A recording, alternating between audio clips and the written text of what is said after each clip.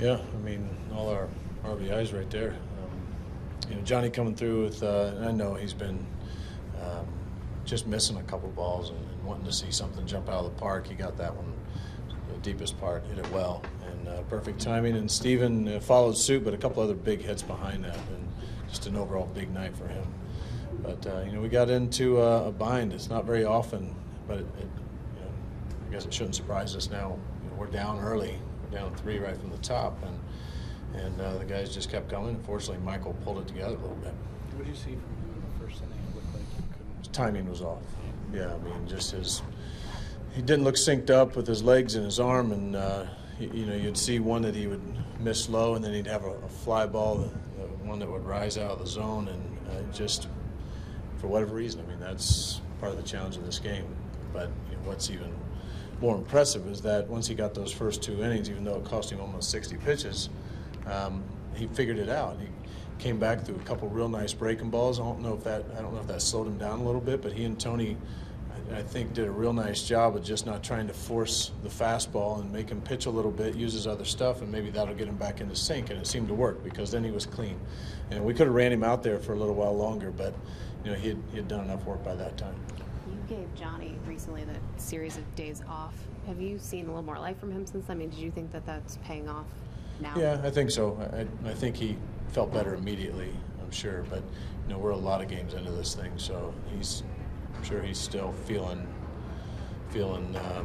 what it feels like to grind through a season. But I see the ball jumping for him a little bit more, and we're going to continue to look for opportunities maybe to get him out when we can and when he needs it, when he feels something's a little off. But he's been putting together some real good at-bats for us.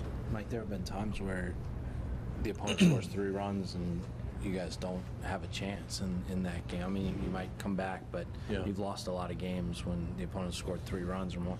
To see the offense start kind of carrying some of the weight a little bit here. Yeah. Is it timing good? Is this kind of?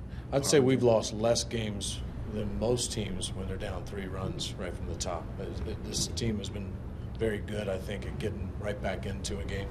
But to your point, the offense is stepping up, and you look at yesterday and you look at tonight, and not just being able to put a few runs up, but the long ball's nice to have, and I know it's in our arsenal, and it's good to see the ball jump out of the park for these guys too. It's encouraging for them to stay with it, and the ball will jump for them. But I do. It stands out to me that there's a lot of teams that when you get down 3 in the first, it's a death sentence for the rest of the day, and that was never an atmosphere that we've had all season long. And today was another great example of how they just kept playing the game.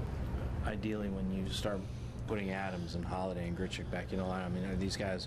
Do you look at these guys as reinforcements or complements to some of the guys like Piscotty who are going very well? How do you kind of ideally see that coming together? I don't have a title for it. I just once again, yesterday Matt Holliday was our 3-hole hitter. Yeah. So tomorrow we'll see what happens, and just not getting too far ahead. And I don't think we have to have a title. We're a club. We're a team, and guys are going to have different roles throughout the season, and could be the same thing going forward. Just what gives us our best chance for this individual game, and I think they've experienced enough to realize that it's a whole lot easier on everybody when they just go do what they do without getting caught up with I have to be labeled this or that.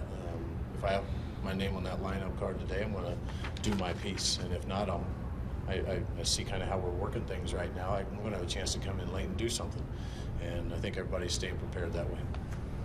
Jhonny's such a low-key guy. Did you sense much frustration during this power drop he's had? Or?